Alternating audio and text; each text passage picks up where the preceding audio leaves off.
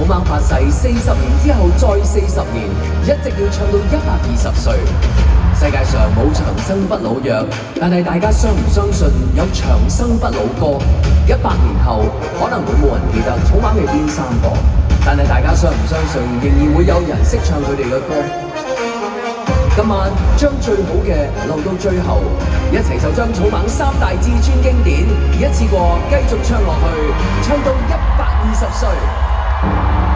草蜢3大至尊經典第3位，寶貝對不起。